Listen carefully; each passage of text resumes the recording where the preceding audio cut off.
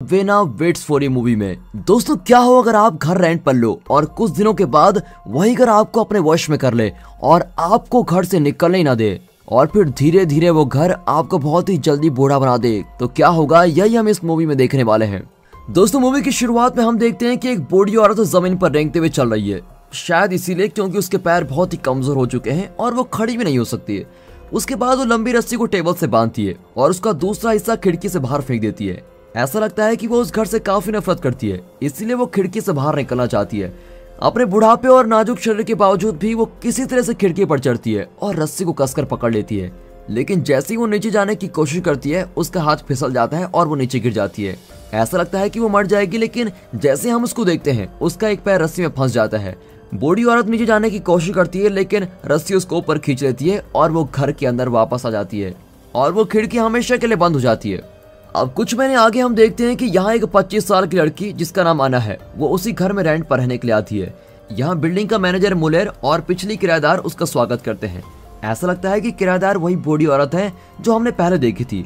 अना फिर घर को देखने लगती है और उसको घर काफी पसंद आता है और जब मुलेर अपार्टमेंट का बेहद कम किराया बताता है तो अना बड़ी खुश हो जाती है कि चलो बहुत सस्ते में मिल रहा है और ये अपार्टमेंट सेंट्रल वियना में होता है।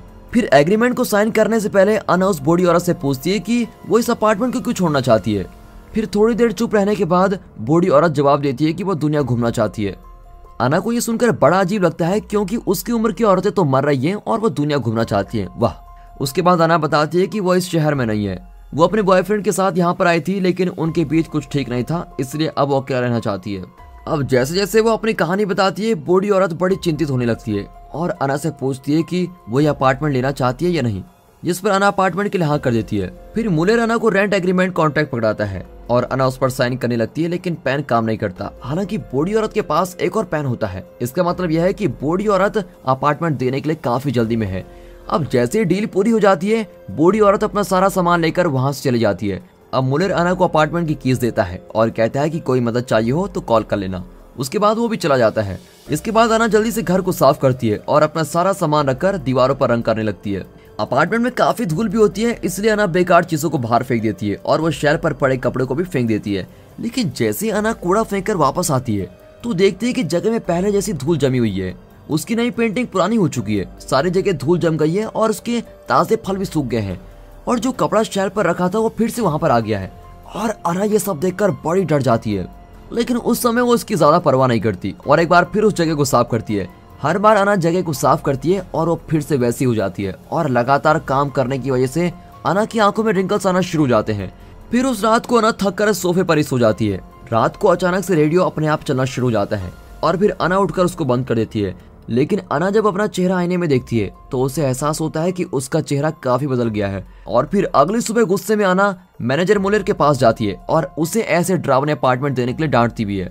अब अना अपने सिक्योरिटी के पैसे वापस मांगती है, लेकिन मुलेर कहता है कि ये तो मुमकिन नहीं है। उसके बाद मुलेर अना को रेंट एग्रीमेंट कॉन्ट्रैक्ट दिखाता है और उसे बताता है कि उसमें साफ साफ लिखा है कि किराएदार नए किराएदार के आने से पहले ये अपार्टमेंट नहीं छोड़ सकता।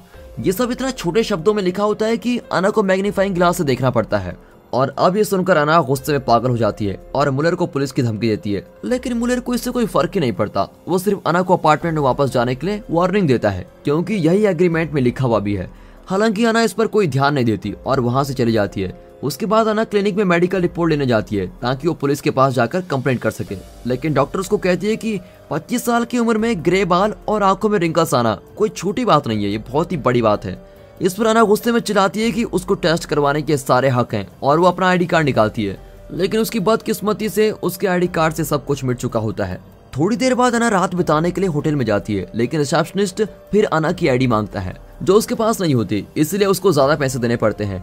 उसी रात अना उठती है और देखती है कि वो काफी कमजोर फील कर रही है और अब ये बात सामने आती है कि वो बहुत ही बूढ़ी हो चुकी है, जो कि 80 साल की उम्र की औरत है।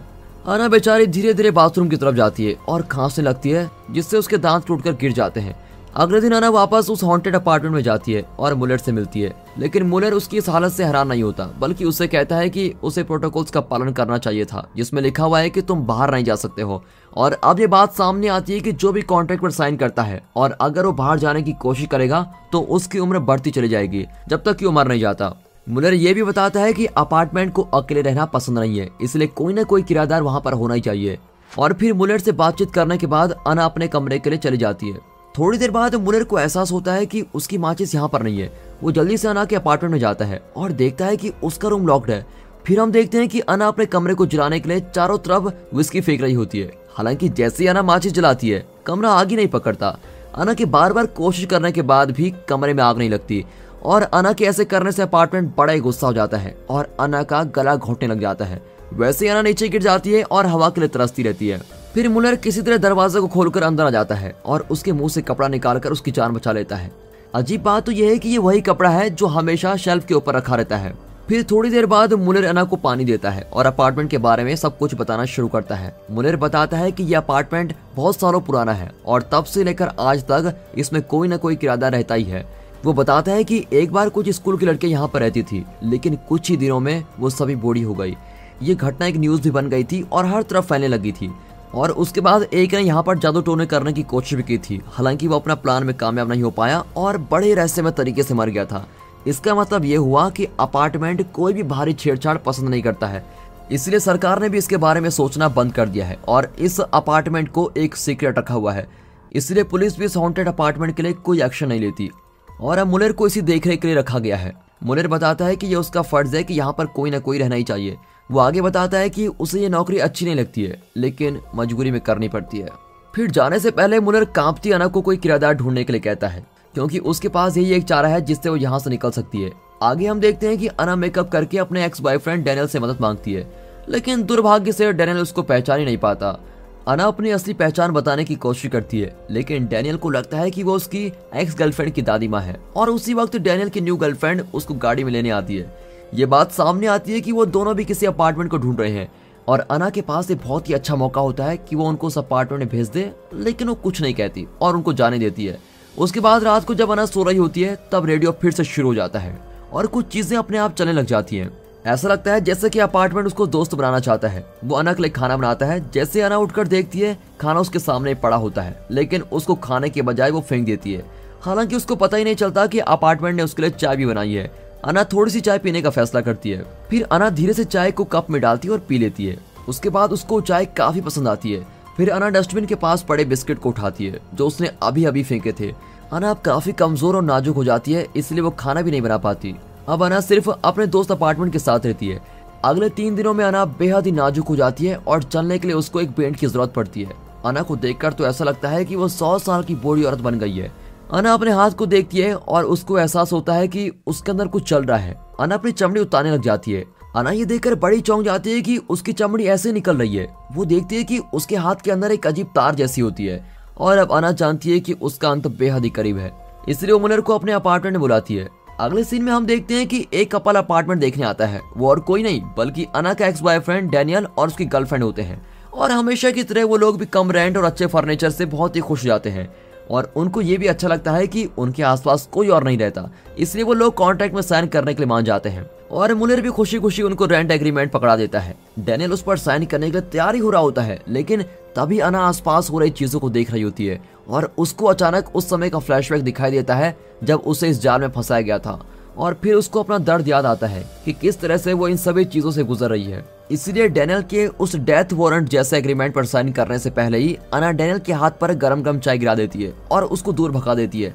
उसके बाद अना उन लोगों पर चिल्लाती है और कहती है यहाँ से चले जाओ और कभी वापस मत आना। ये देखकर तो डैनियल और उसकी गर्लफ्रेंड दंग रह जाते हैं, लेकिन बिना कुछ कहे ही वहां से चले जाते हैं और इसके साथ ही अना इस अपार्टमेंट से निकलने का आखिरी मौका भी खो देती है। वो चाहती तो अपने एक्स बॉयफ्रेंड को इस जाल में फंसा सकती थी और अपने कुछ आखिरी दिन आराम से गुजार सकती थी, लेकिन उसने ऐसा नहीं किया।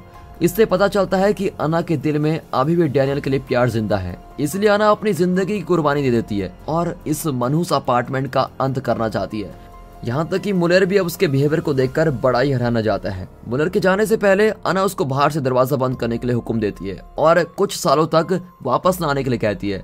अना को लगता है कि अगर यहाँ कोई नहीं आएगा तो ये साइकिल खत्म हो जाएगी और जो भी आत्मा इस अपार्टमेंट में है वो मर जाएगी।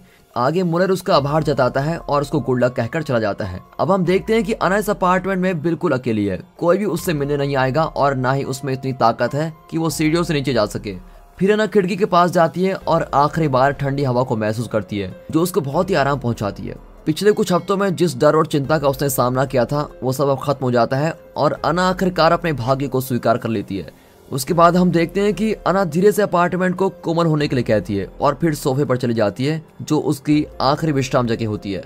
जल्दी अपार्टमेंट अपनी प्रक्रिया शुरू करता है और अना एकदम से मारी जाती है। उसके बाद धीरे धीरे सोफा उसका सर निकल जाता है और वो उसका हिस्सा बन जाती है। फिर धीरे धीरे उसका शरीर भी सोफे में घुलना शुरू हो जाता है, सिर्फ उसके कपड़े वहीं बचते हैं। और अब हम देखते हैं कि अना का दिल धागा बनकर निकलता है और अपने आप ही सोफे के कुशन्स में जुड़ जाता है। अना का सर एक सफेद कपड़े के रूप में सोफे पर दूसरे कपड़ों के साथ आ जाता है और इससे पता चलता है कि अपार्टमेंट खुद को नया करने के लिए अपने शिकार का इस तरह इस्तेमाल करता है। हालांकि अब हम ये अंदाजा लगा सकते हैं कि अपार्टमेंट भी जल्दी मर जाएगा। और दोस्तों यहाँ पर ये मूवी खत्म होती है। तो दोस्तों कैसी लगी आपको मूवी? जैसा कि हमने देखा कि अना का बॉयफ्रेंड उसको छोड़ देता है और उसके बाद उसे घर भी ऐसा मिलता है। दोस्तों क्या आपको नहीं लगता कि सब कुछ कुदरत का लिखा होता है?